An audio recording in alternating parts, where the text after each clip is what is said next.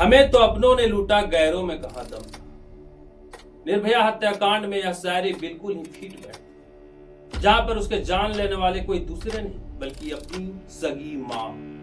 जी हां, सही सुना, मां रेशमी देवी और उसके सहयोगी भोला राम।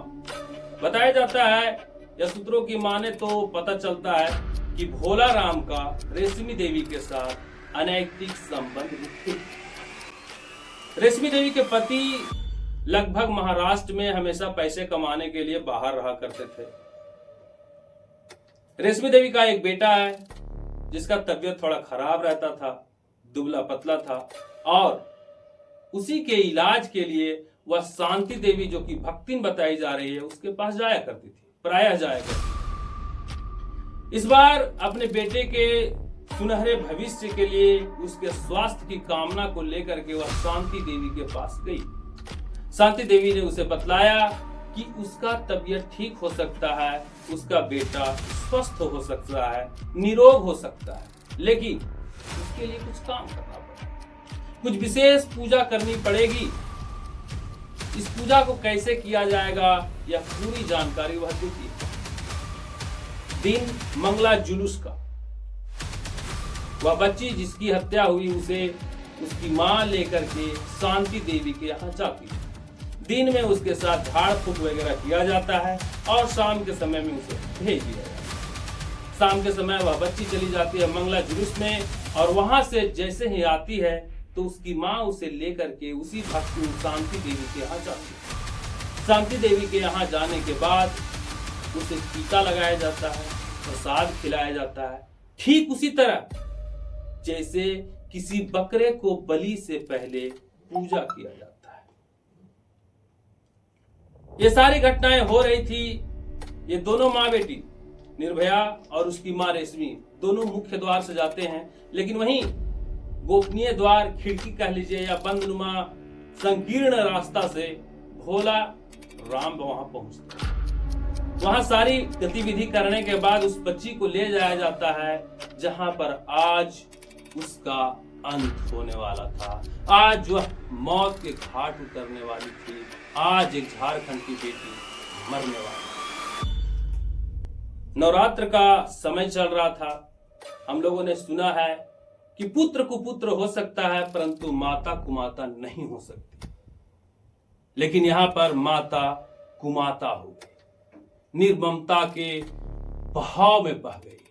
माया ममता सब कुछ त्याग दिया, अपने उस बेटे के लिए अपनी बेटी का गला घोट दिया। बताया जा रहा है कि भोला शाह ने उसे गला दबाकर मार दिया, और यह बात किसी को भनक न लगे या इसे कोई और रूप दिया जाए इस घटना को, इसके लिए उसने कुचल दिया उसे पत्थर से और उसका खून निकाला, और उस खून से फिर पता नहीं क्या क्या किया गया, भगवान जाने। लेकिन ऐसी घटना हमारे बीच, हमारे समाज में, आज के समय में, आधुनिक समाज में हो रही है, अत्यंत निंदनीय है। ये भक्त भक्तिन ओझा डायन, हम ये नहीं कहते हैं कि होते हैं या नहीं होते हैं, लेकिन अगर ये होते भी हैं तो किसी के जान बचाने के लिए होने चाहिए। देखिए, शक्ति सभी चीजों में होती है।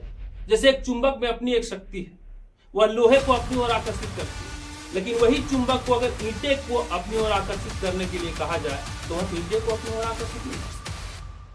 उसी प्रकार से यह भी होता होगा या होता है, लेकिन किसी की जान बचाने के लिए, न कि किसी की जान लेने के लिए। यह घटना पूरे झारखंड को दिल दहलाने के लिए काफी है। बहुत दुखद, अविश्वसनीय और समझ में नहीं आता। और सबसे बड़ी बात कि जो भोला राम है, उनका पिछले कई दिनों से वीडियो आ रहा था जिसमें वह कई बार कहते हैं आरोपी को फांसी होनी चाहिए। वह झारखंड के मुख्यमंत्री हेमंत सोरेन जी को डायरेक्ट कहते हैं कि उसे फांसी मिलनी चाहिए, उसके टुकड़े टुकड़े करने चाहिए। लेकिन कहां पता था कि जो इंसाफ की दुहाई मांग रहा हो, जो इंसाफ के लिए अपने कदम को मजबूत कर रहा हो, असल गुनहगार हो। सावधान रहिए, सचेत रहिए।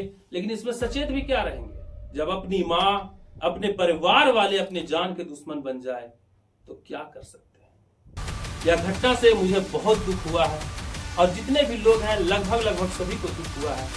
इसमें क्या होनी चाहिए और कैसा लगा आपको यह वीडियो देख करके आप अपना कमेंट बॉक्स में जरूर अपनी राय दें। तब तक के लिए जय हिंद, वंदे मातरम, जय श्री राम।